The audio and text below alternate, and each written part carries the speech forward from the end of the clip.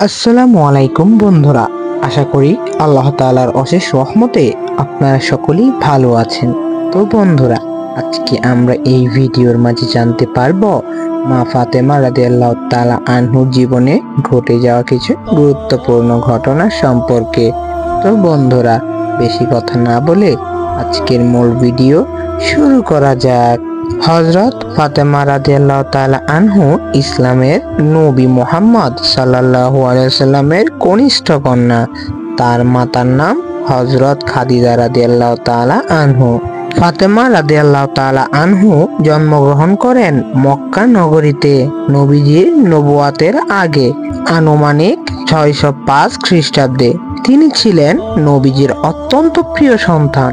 ছোটবেলা থেকেই তিনি নিজের চোখে দেখেছেন ইসলামের সূচনাকাল, কুরাইশদের বিরোধিতা এবং তার পিতার উপর চরম নির্যাতন। ছোটবেলায় তিনি ছিলেন মায়ের ছায়া সঙ্গী। যখন মা খাদিজা রাদিয়াল্লাহু তাআলা আনহু ইন্তেকাল করেন, তখন ফাতেমা ছিলেন মায়ের জায়গায় পিতার আশ্রয়দাত্রী। নবীজি তাকে বলতেন উম্মে আবিহা, অর্থাৎ তার পিতার মা, কারণ তিনি তার বাবার জন্য মায়ের মতো আচরণ করতেন।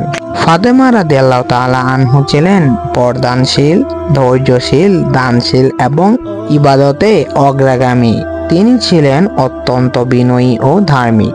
রাসূলুল্লাহ সাল্লাল্লাহু আলাইহি সাল্লাম তাকে বলতেন, ফাতেমা হলো আমার শরীরের অংশ, যে তাকে কষ্ট দেয় সে আমাকেও কষ্ট দেয়। হযরত আলী রাদিয়াল্লাহু তাআলা আনহুর সঙ্গে তার বিবাহ হয়। এই বিবাহ ছিল সাদাসিধে, পবিত্র ও দৃষ্টান্তমূলক। মোহরানা ছিল খুবই সাধারণ। তাদের সংসার জীবন ছিল ত্যাগ, ভালোবাসা ও দিনদারতায় পূর্ণ। ফাতেমা রাদিয়াল্লাহু তাআলা আনহু এর সন্তানরা হলো হাসান রাদিয়াল্লাহু তাআলা আনহু, হুসাইন রাদিয়াল্লাহু তাআলা আনহু, জয়নাব রাদিয়াল্লাহু তাআলা আনহু, উম্মে কুলসুম রাদিয়াল্লাহু তাআলা আনহু। তার মোট 4 জন সন্তানই ছিলেন। এই সন্তানরা পরবর্তীতে ইসলামের ইতিহাসে অনন্য ভূমিকা পালন রাখেন, বিশেষ করে কারবালার ঘটনার মাধ্যমে। ফাতেমা রাদিয়াল্লাহু তাআলা আনহু এর জীবনে অন্যতম বৈশিষ্ট্য ছিল তার ইবাদত। তিনি গভীর রাতে নামাজ পড়তেন, দোয়া করতেন, নিজের জন্য নয় বরং সবার আগে অন্যদের জন্য। একবার হাসান রাদিয়াল্লাহু তাআলা আনহু তাকে জিজ্ঞেস করলেন, আম্মা, আপনি আমাদের জন্য দোয়া করেন না? তিনি বললেন, আগে প্রতিবেশী, তারপর নিজে।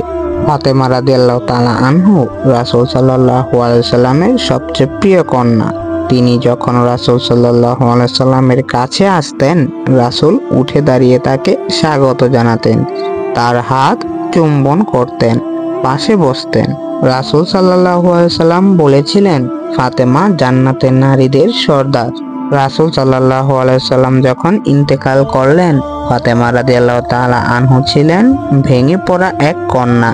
তিনি বলেছিলেন, আজ আমার উপরে এক মহা বিপর্যয় নেমে এলো।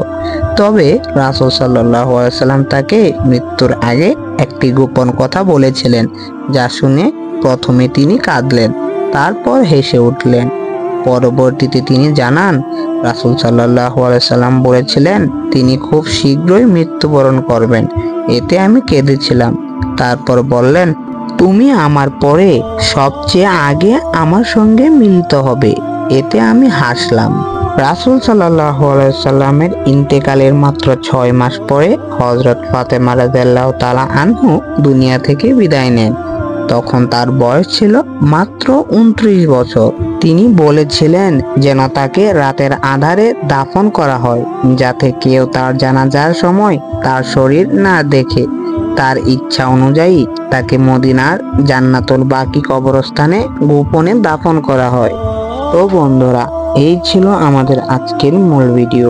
ভিডিওটি ভালো লেগে থাকলে অবশ্যই লাইক করে দিয়েন, চ্যানেলে নতুন হয়ে থাকলে সাবস্ক্রাইব করে দিয়েন। আজকের মতো এখানেই বিদায় নিচ্ছি। আল্লাহ হাফেজ।